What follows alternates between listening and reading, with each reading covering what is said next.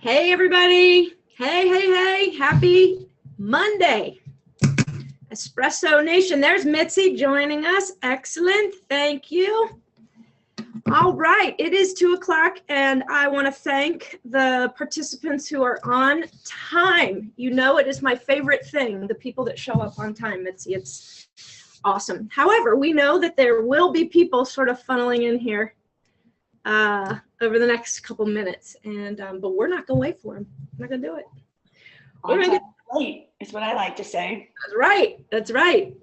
Okay, if you guys are here for the webinar, How to Build Rapport on the Phone, you're in the right spot. Our guest is Mitzi Jasnicki, who I'm really excited to introduce you guys to. If you don't know Mitzi, this is gonna be a treat. She's a personal friend of mine, and I love her dearly, and she's got an incredible background and a lot to share. Of course, we're just going to be kind of focusing on the building rapport on the phone right now, but let me introduce Mitzi. I guess you started back in mid-'80s selling, correct? I did. Probably some of you on the line weren't born yet. Probably. I'm used to it. I was, but you're right. Some of these guys weren't for sure. And then you moved into a broker role. And when I met you, that was the standout thing to me, was that you took this office in Atlanta from 0.25% market share, 0.25, right, 40% market share over a period of time, right? Over about 2.5 years, yeah. That's nuts. And I'm guessing you guys out there can imagine that we have a few things we could learn from somebody that understands how to grow market share that dramatically through listings, right? That's right. That's true. Before I continue introducing Mitzi, I just want to let you guys know, as always, we've got all of you guys muted. However, if you want to communicate with us, down at the bottom of your Zoom screen there, you can hit the chat bar, ask your questions. I'll be monitoring it throughout our time together here, and if I don't hit it right away, I will come back to it at the end. We'll do a Q&A. So go ahead and put it in there while you're thinking about it, but if I don't get to you, don't worry, I will come back to you. All right, let's move on. So you conquered your community there, grew it to 40%, and the coaching bug came knocking, and you went to work for Mike Ferry organization, correct? I did.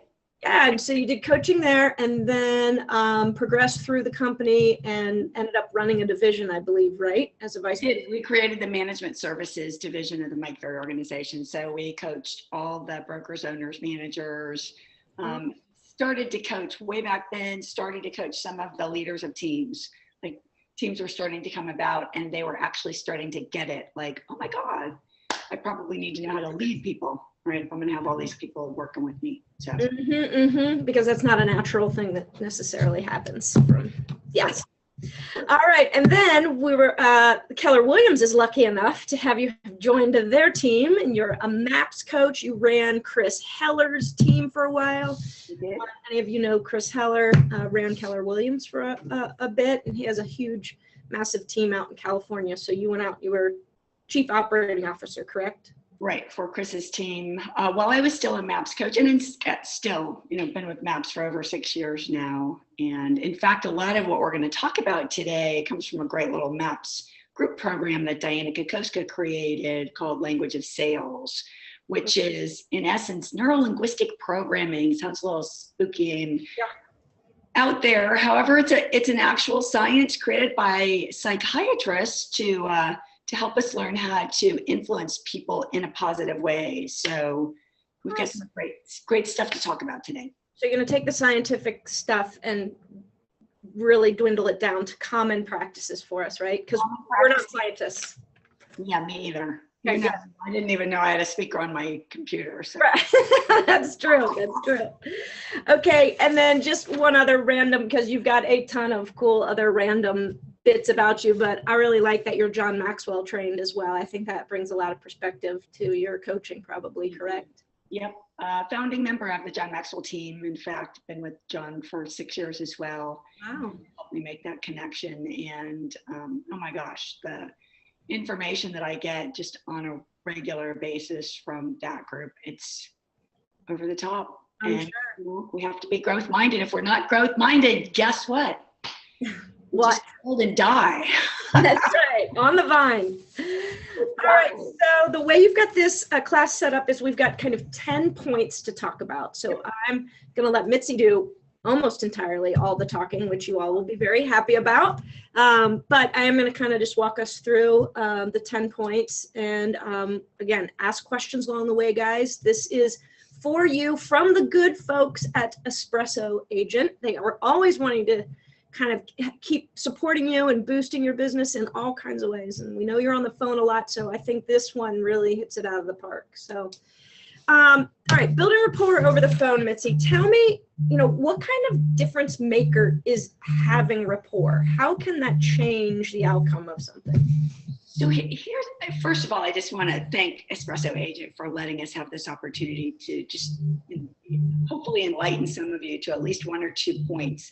Some of this you may already know, some of it you may not. And if we can help you just feel comfortable when you're on the phone, that's a game changer. Because in all my years of coaching and training agents, the biggest issue is being able to lead generate on the phone, whether that's with people that you know or people that you don't know, either one. People always say, I'm uncomfortable. Well, the only way that I know you can get comfortable is to get comfortable with that person that you're talking to. And so what we're going to cover today will help you do that, right? Instantly, because that's what rapport does. If you think about it, if we're in rapport with someone, it means we're in synchronization with them. Human beings are natural rapport builders. We like to do that. If you study human development, we've always been in community, right? There are tribes, there are groups, there are countries, there are states, there are, congregations. We are individuals who like to be in community with other people, which means we have a tendency to build rapport with them. So people's, kind of their amygdala, the reptilian part of our brain says, oh my gosh, these people are my tribe, or, oh my gosh, they're not. Right. And if you don't sense that you're in communication, they have instant no rapport with you. And that's why you feel weird on the phone and don't want to make your calls. Got it. So you're saying these techniques can help us whether or not we feel a natural connection to them. So despite that. You will create a natural, you actually can create a natural connection to them. And then don't be shocked like, oh, are you feeling this? Right. Don't ask them, just go with it, right? That's creepy. Yeah, right. Correct. Exactly. Yeah, right. All right, perfect. Let's start with the first point, the communication breakdown. Talk to us about that and what that means. Okay, so when we look at communication, what makes up communication with another person? We have 3 things that we look at: body language, tonality or vocal quality, and words. So interestingly enough, our body language represents 55% of our communication. Now, that's when we're face-to-face, like we are right now. Some of us are face-to-face, so we've got that. We have the opportunity to build rapport with someone from that body language standpoint. However, we're going to talk in a few minutes about, and one of the other points, how we can still utilize that over the phone so that we don't lose that 55%. Tonality or vocal quality is 38% of our communication. So how we say what we say, the tones, the volume, the rate of speech, whether we have an accent or not, like all of that matters, right? And that leaves only 7% for words. So I always like to say, wow, you know what? So if you've got the right body language and the right tonality, you can make every mistake possible with your scripts. They're not going to care. They won't even know it. That's right. So you're saying if you're laying down and you're using a really slow, sort of depressed tone, and you say, I'm so happy, that you're going to believe the tone and the laying down aspect before the words. That's exactly right. And so there are people who have said to me, what's wrong? I got the scripts down. I know those words. Yes, now we need to work on the other parts of it. Got it. Got it. It's amazing how little words, how few, what percentage words are in that equation. True. Yeah, I wouldn't have guessed that. Okay, second point, making scripts yours. So if we're following scripts, something we hear all the time, use the scripts, they work. If we're following scripts, I mean, how can we sound authentic with that?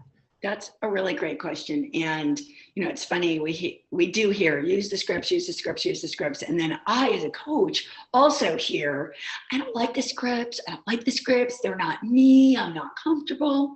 So here's what's interesting about being comfortable. There's a couple ways we can do it. We can use techniques, neurolinguistic programming, to help other people feel comfortable.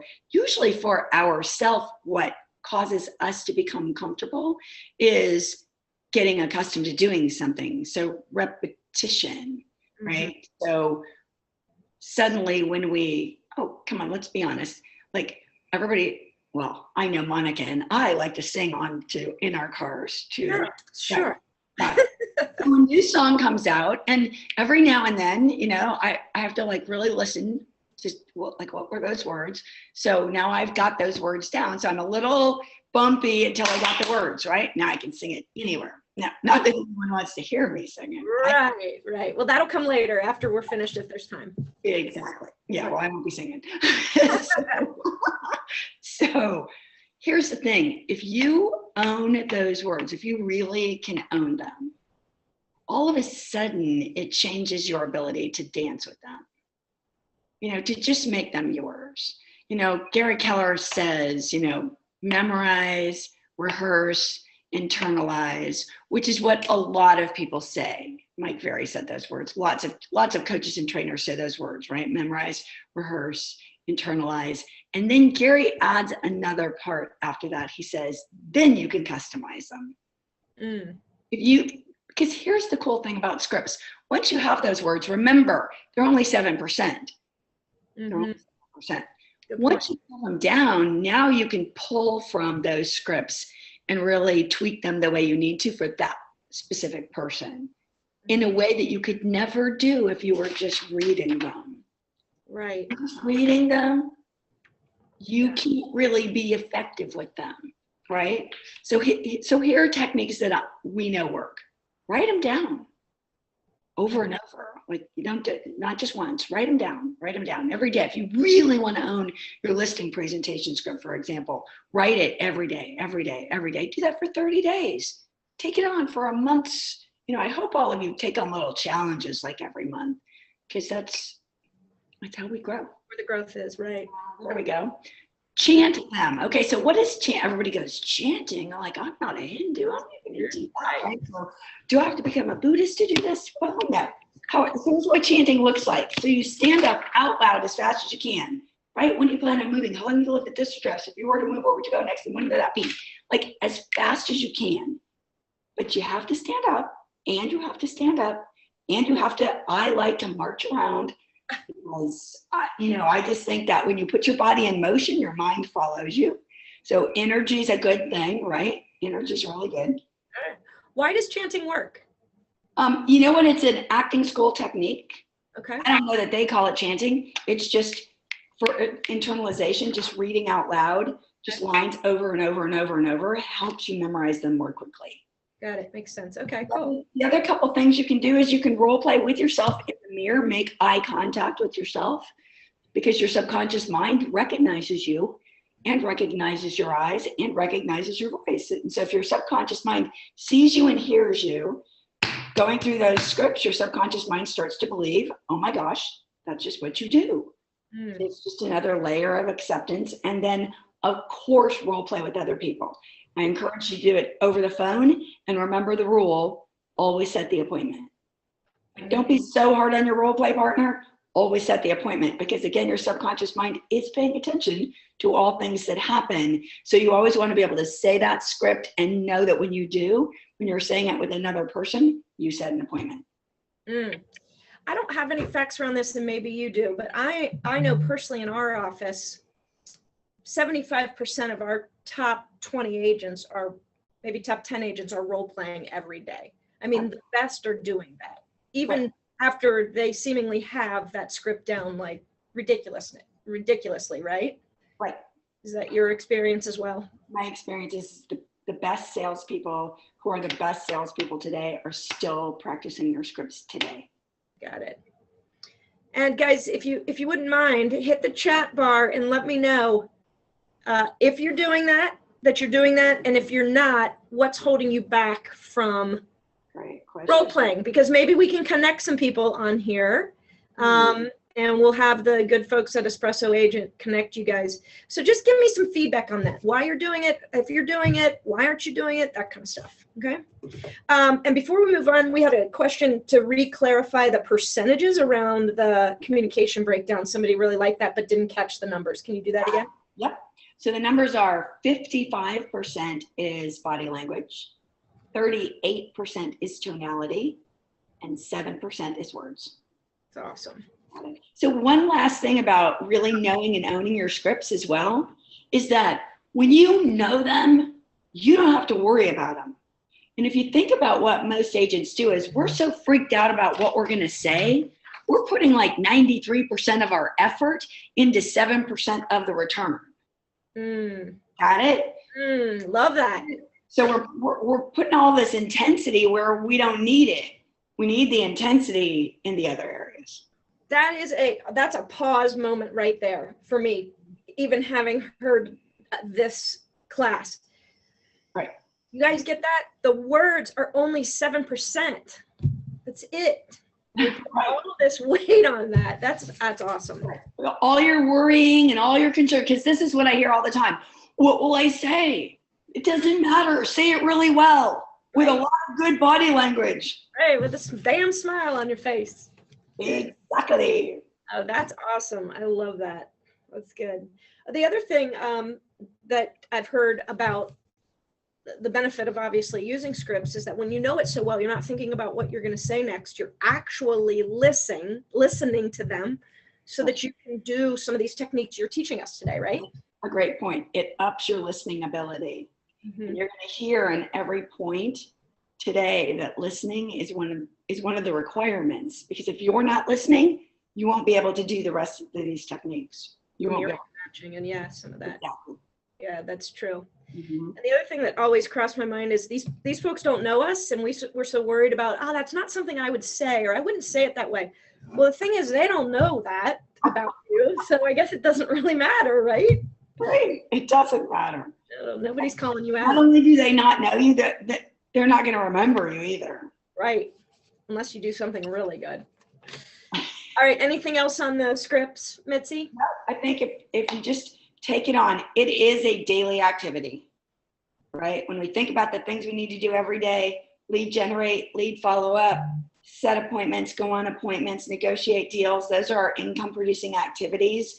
The only other two things that we could ever add to income producing activities would be practicing our scripts and getting price reductions. Those are the only two other activities. Love it. It's good. Okay, number 3, using body language while on the phone. I mean, that just seems very ironic, but based on what you told us about communication, right. I guess that's important. It's really important. So if you're not standing when you make your calls, like right now, I am standing. Right. Okay? You're not standing when you make your calls, you are losing a lot of your emphasis over the phone. Okay, and so you're losing a lot of your energy. You need to project energy into the phone. You can't do that without using your body language. I naturally, move around a lot when I talk anyway, okay? I encourage you, even if you don't, when you get on the phone, do it, because it adds emphasis to your vocal quality and it adds energy through the phone. So it's physical, not psychological, or both. It's both. It impacts both, because again, if you put your body in motion, your mind will follow. So usually if you start moving, your attitude shifts up, your energy shifts up. So that's all great. Here's a little test everybody can do. So if you're standing, first of all, one of the things that physically is occurring, okay, is that if you're standing straight, shoulders back, if you know Nina Heller and you've ever taken her physical kind of health class, you know, she reminds us all the time to make sure that our rib cage is up, shoulders are back. And when that happens, you are communicating from your diaphragm. You have like all of that energy to work from. If you sit down, okay, so I'll just physically sit down. Here's my chair. Okay, already, I don't know if you've noticed a shift in my voice. I can hear it.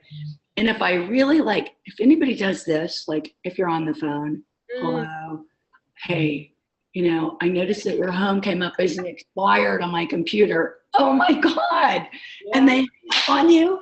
That's why they just hang up on you. That is true. You can really feel the difference. And try it yourself. Do a test, you know, like stand up and see the difference. Just, you know, pay attention. I mean, you know, our bodies, I always like to say, our bodies are the only place that we have to live while we're here. Right. So we might as well get to know them pretty well. Right. And they'll tell us all kinds of things, like when you have better energy, when you connect better with people, what kind of handshakes to use, you know, all of it matters. That's awesome. And so, yes. And while you're standing, so the standing versus sitting also, you know, you can use gestures to make an emphasis on things. We like to say it's a karate chop. We talk about upswings and downswings, which we'll cover in a little bit. When we do that, you know, it really helps to emphasize when you're making a point. What? Your home didn't sell yet, right? We want to go up, like, what's wrong with that? And if it, you know, don't you want to hire the right agent for the job of selling your home, right? That emphasis that you can use with your hands actually comes through the phone. Got it. Got it? And it comes through the phone. I think you cover this later, but it comes through the phone a little bit less than you're saying it anyway. So don't worry about overpowering anybody, right? That's exactly right. We will cover that a little bit more in depth. Okay. Yes, telephones, and even, you know, I guess, you know, if we could ever get to the point where we can video chat with everybody as we're prospecting, that could be a real win. For those catching somebody in the morning on video chat, like they've got their hair in their curlers and they're still in their robe. Like, that'll be the day, right? We're all ready to go, right? Because everybody gets up really early, right? I trust all 47 participants are like early morning risers. You got it all together. Yeah, they are. They've got their outfits on, ready to go at 5 of 8. Exactly. Perfect. All right. Anything else on body language? You know what? Oh, you said it before. Smile. The most important thing you can do with body language is smile. Yeah. No question. It does come through the phone. The other really cool thing about smiling is there are approximately 17 nerve endings in our faces that are only like tipped off or touched when we smile. Or we put like a pen or a pencil between our teeth. You can do either or. I prefer smiling. I think smiling is good. Here's the cool thing. Dopamine is released in your brain. So you get a little surge of like feel good just by smiling. And proven tests, when I'm a graduate of the CAP Institute, Coaching and Positive Psychology, and the studies that I did there show conclusively that even if it's subliminal, like if they were showing photographs really fast of people smiling or not smiling, and this is in the physical realm, just for everyone to have this knowledge, that there will always be a smile back. So even if their naked eye can't catch it, but their subconscious mind can catch the smile, their response will be a smile. So I want you to think about the value of you smiling at anyone. Because if you let them smile, guess what you just did for them? 17 nerve endings. Dopamine released in their brain. If you want to make a difference in the world and help people feel better, just smile. Isn't that cool? I can probably venture to say if everyone increased their amount of smiling, they would probably pick up a couple extra deals a year just by showing up in that fashion, right? Exactly. That's silly, but yeah. Cool. Very cool. Okay, number 4, tonality. What do we need to know about tonality? So tonality is our vocal quality, and it covers a lot of the other things that we're going to talk about. One of the areas that I didn't put down as a separate point is volume. So we all know people who have like these really loud, booming voices, right? Mm-hmm. Some of us don't, right? Well, if you are speaking to someone who has that loud, booming voice, you need to up it. You need to listen. This is where we really start, our points will start merging together a little bit here. Yeah. The moment someone answers the phone is the moment that you are really on. That's when you're on. And the most important thing that you're on for is to hear what they sound like. Because the value and the only way that you can use any of these techniques is to utilize that in listening to them, understanding them, and most importantly, sounding like them. So with your vocal quality, you need to become either an actor or an actress or a magician, doesn't matter which. You need to dive in, because what you're really listening for, and this is why you've got to get those scripts down, so you're not worried about the scripts. You've got the words, because we really want you to focus in on, first and foremost, how do they sound? What's the volume? Do they have an accent? Is there anything unusual or different about their speech? Because we need to sound like they sound. Here's human beings, as I said before, we will naturally build rapport with people. We do that by being a mirror image of them, right? So when we're face to face, we have these mirror neurons, like up in this part of our brain, where we actually, just naturally will match someone else. Tony Robbins teaches this all the time if you read any of his material. And so think about this, people in families. Has anybody ever, let me ask this question. Have you ever been mistaken for a relative over the phone? My sister all the time. I bet everyone on this call has probably had that.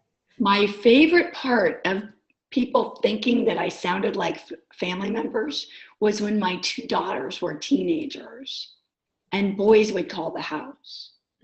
If they thought I was them, I would always get it. And I would just say, I would play along every time.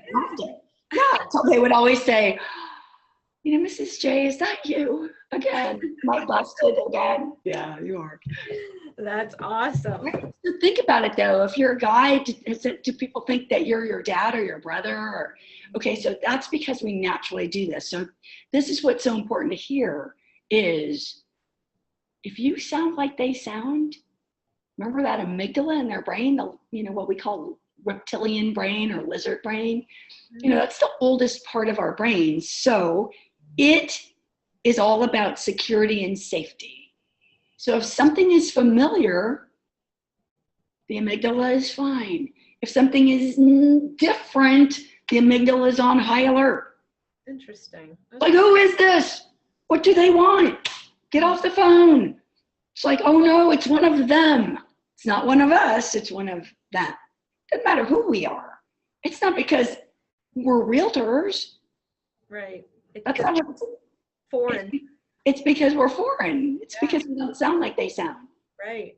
So are you saying literally, I almost used the word mock, and that's the wrong word, imitate them in a way? Or is it a nod towards that? Yes. So we're going to go ahead and go to our fifth point, which is mirroring and matching. Yeah, right? number 5. Yep. So yeah, we need to do the volume. We need to do their rate of speech, which is our next point. So we're going to interchange some of these. So with rate of speech, here's what's so important. All the tests are conclusive that if I talk fast, which I do, and someone calls me that I don't know. Now, if I know them, it's different because I already have a sense of awareness and rapport with them, an emotional rapport.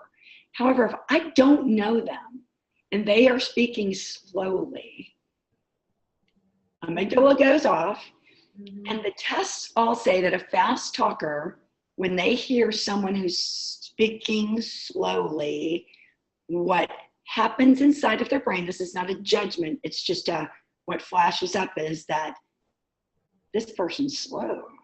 Right, literally. It's their rate of speech, they're slow.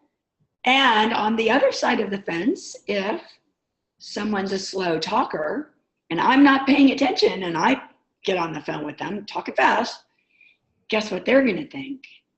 You're slick, like fast talker. Cannot be trusted. Right. Will not be trusted. That's interesting. Isn't that interesting? Mm-hmm. So if we're so worried about those 7% words, mm-hmm. that we're just blasting through that script really fast, and that person speaks slowly and methodically, if they haven't hung up, they want to. Right. Because they don't trust you and they want nothing to do with you. Yeah. I have actually heard an agent pick up basically a Southern accent on the phone. So let's talk about that. Yeah. Yes. I live in the South and I'm not a born Southerner. Right. I don't have that accent. What was really interesting is in selling real estate, I could keep up with the best Southern accents that exist in the state of Georgia. Nice. There are several different versions of Southern accents. So it all depends. Right. And even other accents, because today Atlanta is a much more diverse community than when I first moved here. You have to be able to have the similarities of those accents. You don't have to, and it sounds crazy, practice. Mm-hmm. You know, I don't watch much TV today. However, I learned how to do that by practicing with people on television. Mm. So if people had accents, then I would practice with them. Whatever they were saying, I would say it with them. That's awesome. You know what? Here's the thing. Sales is an art. It's a craft. You want to be the best? I mean, really, do you want to be the best at what you do? Well, then study it. Study your work, right? People are always like, people, especially in my family, are like, geez, you know, aren't you like done learning? Why are you taking that class? Mm. Art, skill, and practice of coaching, of sales, of leadership. You know, those are the things that matter to me. You know, that's how I've made my living all these years. Mm-hmm. Don't you want to be really good? And be willing to play with some of this stuff. Make it fun. That it can be fun, I'm guessing. On the mirror matching, I'm thinking that probably one of the most common ways we would use that is when we catch a very upset, angry expired on the phone, and we need to rise up with them, correct? Right. So we also, want to mirror match their emotions. So if they're really pissed, so let's role play. If you call me and I'm like, hello. Okay, so I'll be the agent. Yeah, you're the agent. I'm like, hello. Hey, I'm looking for Monica. This is Monica. You're like the 10th person that's called. It's only 8 a.m. Are you kidding me? Only 10 people have called you? That's good. You know what? I can already tell you're really frustrated because your home didn't sell, right? I am frustrated. Yeah. And I don't blame you. If you can imagine, trust me, I know you probably need to get your home sold, want to get your home sold, and you know what? I live in this industry and I know what happens to so many people just like you that don't get your home sold. That's good. Yeah, you're talking completely differently than you normally do there. Right. Because it's like not my nature to be mad at ever. So, right. So I have to like force being mad, being, you know, like really frustrated on their behalf. So the idea is don't ever get mad or frustrated at them. Always get mad and frustrated with them and on their behalf. That's a good little nugget right there. Right? Because if you try to be nice to somebody who's pissed off, they're going to hate you. Mm-hmm. And or they're just not going to remember you at all. Like they're not even going to give you, They're done listening to you because you haven't connected. See, everything that we're talking about, as you're listening to them, as you're smiling, as you've got the body language going for you, you know your scripts, right? You are sounding like they sound. You are, matching their rate of speech. You are matching the volume of their speech. If they have a little bit of an accent or a lot of an accent, you're layering that on, and you're thinking, oh my gosh, this is a lot of stuff going on, right? It's just looking for that in to connect, because that's where the rapport is created. In all these little activities, they're all happening. It's firing really quickly. Our brains fire so fast. We don't even have, we can never control our first thought. We can only choose to control a second or subsequent thoughts. Because the first ones, our brains are firing so fast we can't get there. So all we're trying to do, all we're working on having happen, is that we're connecting their amygdala to us to give us enough time, it's anywhere between 6 and 30 seconds, so that they'd be willing to go through any rest of the script with us. Got it. That makes sense? Love it. Yes. Yes. I mean, I know it sounds like, so if you're all out there thinking, oh my gosh, there's no way I can remember all this. Yeah. You can. It's practice. It's the practice piece. It's practice. And we'll go through we'll make sure you get all the points. Yeah. And so Bailey is asking, and this is something I've heard a lot, and you probably have too. She's afraid that if she acts, I'm guessing Bailey is a she, sorry if it's a he. It's an awesome name either way. I'm afraid when I act this excited on the phone, it may come off as fake. Oh, I love that question. Yeah. Here's the deal. Your telephone, and I don't care if it's a landline, I don't care if it's your, iPhone, it doesn't matter. It does not transmit the same level of intensity that you're actually speaking with. So while we would probably not communicate with somebody with that much intensity, like face to face, because we'd freak them out, right? They're not hearing it the same way. Great. Level of energy. So Bailey, test it out. Just be as high level as you can be and test it out. And you might really be surprised that they don't hear it that way. Take a listing or two that pops into your espresso account that you don't really, maybe you're not focused on that area or whatever. Test it out and just go crazy with it. Great idea. That's a great idea. Always test out in areas that you don't want the business. That's right. We have a question. What's the best time to call a lead? Right. So a lead, someone that you already talked to? I'm guessing through espresso, like an expired or a FISBO that comes through. Well, my belief is as early as I can possibly legally call expireds is when I want to call them. Which is 8 a.m. Pardon me? 8 a.m., correct? Yeah, if I could get away with earlier, I might do earlier if it's legal. If it's a legal situation in my state or community, I would never break the law. Oh, right. Right. And on lead follow-up, however, let's just say you've already connected with them and now it's not an issue. Now you're following up with them. I would call them as early as I think I can get away with. And oftentimes I would start my calls with lead follow-up if I thought it was a hot lead, because what better way to start your morning of lead generation than by setting an appointment? Yeah, good job going. Right? Yeah. You've got a much better shot, over 80% shot that you're going to set an appointment during lead follow-up than you are on that initial contact.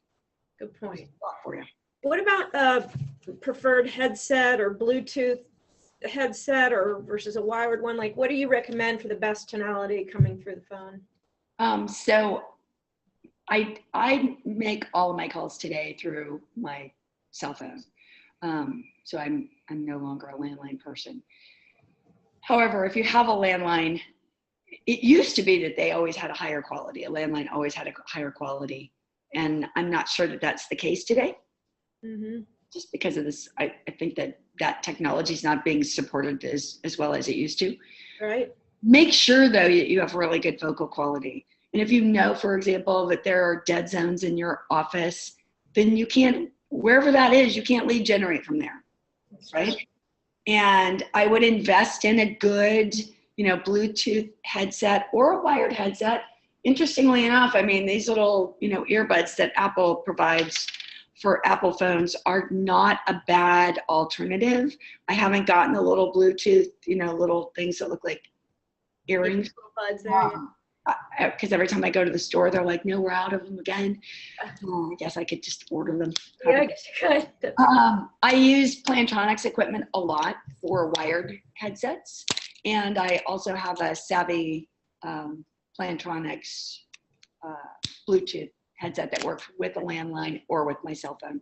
So spend money. I've got to be near it. I've got to be near it, and it's got to be plugged in. So it's not good for if I'm out of the office. But in the office, it's a great alternative. Okay. Savvy by Plantronics. Okay, awesome. And I've used the Boom. I've used Boom technology a lot, and I like them. So here's the thing that I think everybody has to remember. They are just pieces of equipment. And if, like me, you're on the phone literally all day, you will burn through them. So it's just a constant investment you'll need to make. Okay, awesome. Okay, let's keep rocking and rolling so we get through all these. Let's go quick to number 6, rate of speech. We've kind of talked about and we essentially already talked about rate of speech. So just remember, if you talk fast like I do, and you remember, the first moment is to listen, slow down. Slow down. Now here's the fun part of all of this, of your mirroring and matching, of your matching their rate of speech, if you sounding like they sound. You don't have to continue to do that forever for as long as you know them. That's a good point. All we want to do is get to the place where we know we have rapport, and you know that you have rapport when they're engaging with you. And then you can back off that mirror matching and be yourself, correct? Correct. Okay, so you're not staying back there off. the whole time. Okay. And you will know if you're out of rapport because they will start questioning you, or you can tell they're not listening to you, and then you need to get right back into working on those techniques. And it's interesting. I mean, you can do it usually in that 30-second time period. You can build the rapport and then start backing out of the rapport. So you don't have to sound that way the entire time. That's a relief. That cool. Right. Oh man, okay, I just get to be myself again. Great. Yeah, you do. What do you mean by repeating and affirming? Great question. So in a conversation, it's pretty common if you and I were talking and you said, oh my gosh, you know what? I just saw the most amazing concert ever. And I would say, what was the most amazing? Why? Who was it? And you would tell me who it was, and I'd ask a few questions back and forth. Well, when we repeat and affirm, it takes us more into a communication standpoint than it does just, I'm on a script, I'm interrogating you, and I'm trying to get answers, right? So if they say, if you ask someone, well, if your home were to sell, where would you move next? Well, I'd move to Cincinnati, right? And you say, oh, Cincinnati, well, that's kind of exciting. What would bring you there? Like, it gives you additional areas to ask questions about, right? And that's another reason to know the script so well, because sometimes it's all the questions in between the script questions that really give you the information that you need. The other thing, though, that repeating and affirming does is that it causes them to believe that you're listening to them. So the affirming part is you also want to have your own list of affirming words. Like, fantastic, that's great, cool, awesome. Whatever you like to say when you're affirming, that's what you want to do. And you want to change them up. You don't want to use the same one over and over and over. Right? Oh, cool. Oh, cool. They're like, cool. Right? What's wrong with her? Right. So you want to have that list of words, and then be careful that you don't go on autopilot. If somebody says, something horrible like, well, we have to move because, I lost my job, and then my kid, failed out of school. And I say, wow, you lost your job and your kid failed out of school. Fantastic. Cool. Not so cool. So it does require that you're listening at a high level. Right. Love it. Got it? Cool. Okay. Upswings and downswings. So upswings and downswings are really scientifically proven. So an upswing is the words at the end of your statement go up. When do you plan on moving? Like, when do you plan on moving? Well, it goes up, right? Or when do you plan on moving? Right? It goes down, right? So here's the deal with a downswing. in their subconscious mind, authority, confidence, right? And why is that? Usually, if you think about it, your parents never, questioned you. Are you going to clean your room today? No, it was like, go clean your room, right? So authorities always had a downswing for us, at least in Western culture. Mm-hmm. Okay, so when we speak with a downswing, it really helps to anchor them knowing that we're confident, that it's the voice of authority. We are the real estate economist of choice for them. It sends that message that we really are serious. When you use an upswing, it causes them to question. It's almost a question thing. It sounds like a question. It almost feels like a question, right? Hire the right agent versus when are you going to hire the right agent? Exactly. Yeah. However, you can use an upswing when you want to create a question in their mind. For example, now, Monica, you weren't thinking of selling yourself, were you? I was until you just said it that way. Yeah, exactly. Because then you're like, oh, no, I wouldn't want to be an idiot. Right. Exactly. So you can use it effectively, right? I mean, you don't leave that price and not sell. I mean, do you? Right? So you can use it. You can use it effectively. Just that typically when we're on the phone, and that was our point for, our points today were for really to help you build rapport when you get on the phone, attempting to make your calls, really building a good lead generation practice. Because that's what's it's gonna make you or break you in real estate. Can you buy leads? Yes. Are you still someday gonna have to talk to them? Yes. Mm-hmm. Yes. And when you can speak to people effectively over the phone, whether you know them or not, right? Because it seems like half of the population says, I can't call strangers. I'm too freaked out to do that. And the other half of the population says, I can't call the people that I know. So I don't care which it is. Let's have you be more confident doing it, right? Love that. Cool. Okay, so do you recommend for those downswings to sort of go through your script and maybe highlight those key phrases that you want to make sure you go down? Yeah, in fact, I have this little, I don't know if everybody can see. Can you see that little arrow, that little down? Perfect. Okay. So I would go through my scripts. That's just sort of that's how I look at when I'm looking at anything, whether I'm giving a speech, right? Or I'm going to talk to a team about something. If there's something I really want to emphasize, I'm going to put that downswing. And if I'm on the phone, remember, if I'm talking to you and I'm on the phone, I'm going to use my karate chop. I'm actually physically going to use that karate. I'm going to take my hand. Okay. I do live in Atlanta, so we use it also for the Braves. The Braves, yeah. I'm going to use it though because it helps me emphasize, right? I don't have this big booming voice. I don't show up with all that. I'm not even very tall, right? So it takes everything I have to really emphasize that, I want to make that point on the phone. I would really want to be relevant to these people, right? So use it. Awesome. Let's talk about the powerful pause. Oh, so the worst thing that happens in real estate is we talk over ourselves all the time. All the time. That's true. See, we did a little pause there. Did you see that? We have to get comfortable asking a question and then zip it. Yes. Right, like just let the silence do your heavy lifting.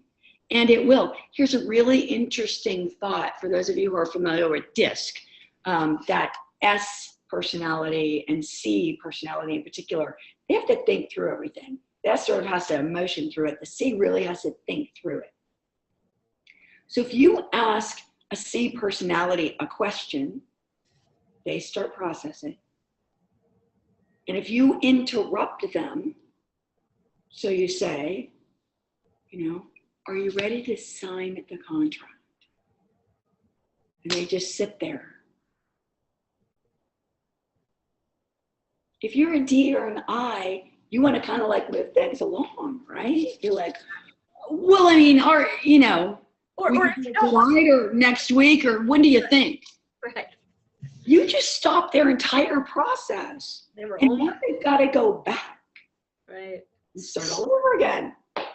We want to fill space so badly, just in our nature, especially I's and D's.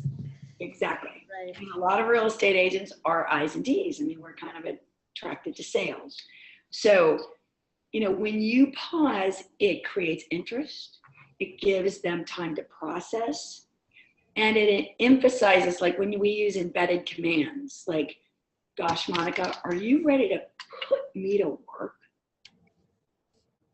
tonight? Then if I don't emphasize, if I don't have a pause before and after that embedded command, if you're studying, you know, language of sales or NLP, you're losing the power of that. Okay. And, you know, that's just us giving them like a little command inside of our questioning and inside of our processes. If you pay attention, most of your scripts are filled with those embedded commands, whether you realize it or not.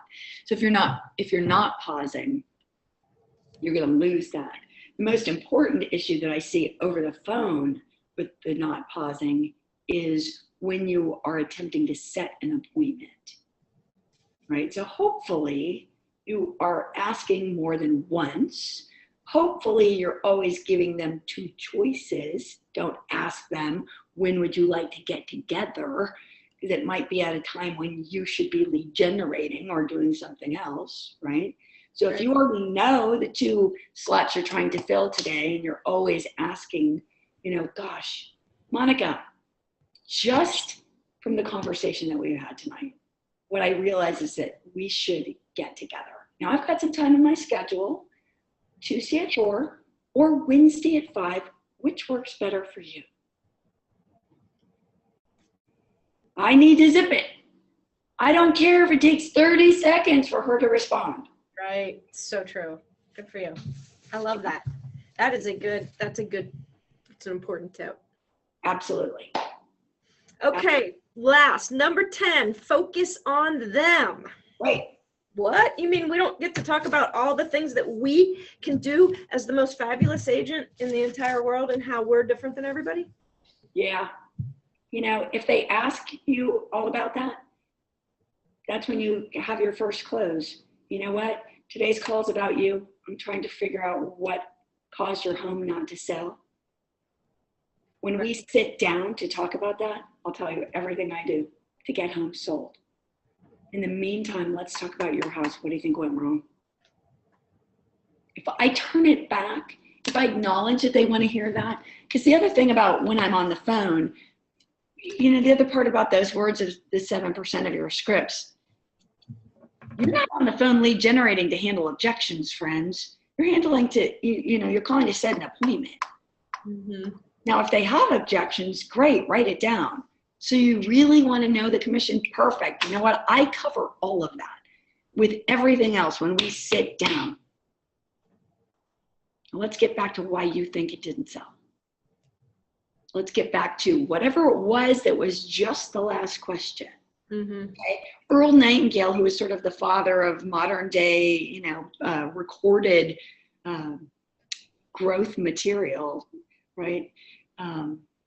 Used to say in his program, Lead the Field, everybody's walking around with these letters on their forehead, MMFI, make me feel important. If you can make them feel important, if you can make that call all about them, even though they wanted to throw all their objections at you, they wanted to know, you know, why you should call them, why you were calling them, why didn't you sell their house, why didn't you show it, all that stuff, if you can still turn it back to them. And the fact that their home did not sell, or they're attempting to get something accomplished and it's not happening, well, then you will win. And so will they, because they're going to end up feeling like, wow, Monica Weekly really cares about me. She gets me. Yeah. She gets me. Remember, it's not going to be conscious. We're looking for that tribe connection, right? We're looking for them to just, I don't know why, when their spouse says, you know, why did you agree to meet with Monica Weekly? And they're like, I don't know if it was just something, I felt like we should. Right. That's how they'll respond. That's awesome. Isn't The that AMI awesome? is great. I love that. It's good. I've not heard that one before. Uh-huh. Okay, Cool. 5 minutes. Do you have time to run through some questions, Mitzi? Yeah, absolutely. Okay. Which scripts are you recommending for expireds and FSBOs? Do you use the Mike Ferry scripts or? You know what? Here's what's really fun. You can use the bold scripts if you're a Keller Williams agent. You probably have those. If you're not, you could use the Mike Ferry scripts. They're all really, really similar. Remember, 7%. 7%. It's not the scripts that are magic, friends. It's the rest of the process. It's how you say it. That's great. Are you connecting with them?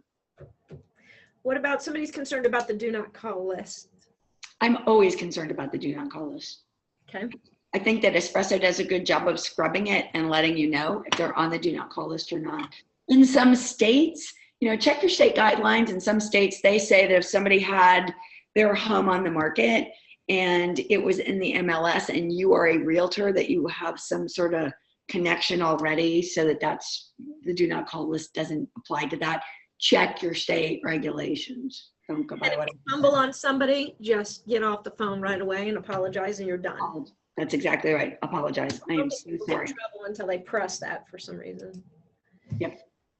Okay. I'm a new agent, new to Espresso. Where can we find these scripts to use with calls?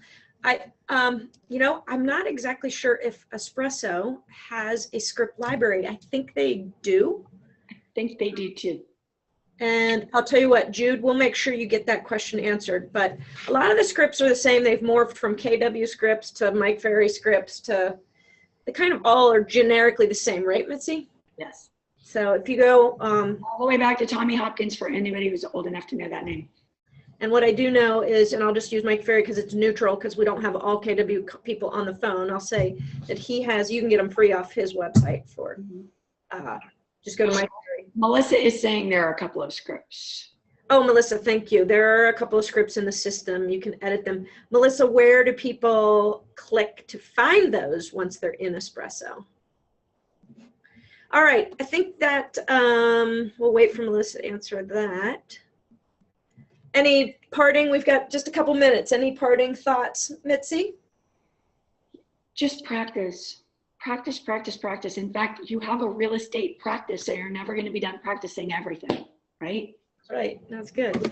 Right, so practice. You want to be good communicators. I mean, take this on differently. If you can just make a decision, right, to say, I'm going to be a great communicator. I'm going to really connect with the people that I'm talking to. If I'm calling an expired, they're an expired not because they want to be. They may be mad. They're upset because their home didn't sell and they either wanted or needed it to. So if we can go in from that standpoint initially and then use these types of techniques to just really listen at a high level, to connect with them as quickly as we can and make them feel important because we're concerned that it didn't sell. Were they overpriced? Probably so. Somebody let them do that. Mm-hmm. Okay, and it was still us in our industry. So try not to be just judgmental of them. That's great. Melissa says the black gear, I guess the gear icon gives you options. And you can add and edit them. It's a symbol. Yeah, the gear symbol. Okay.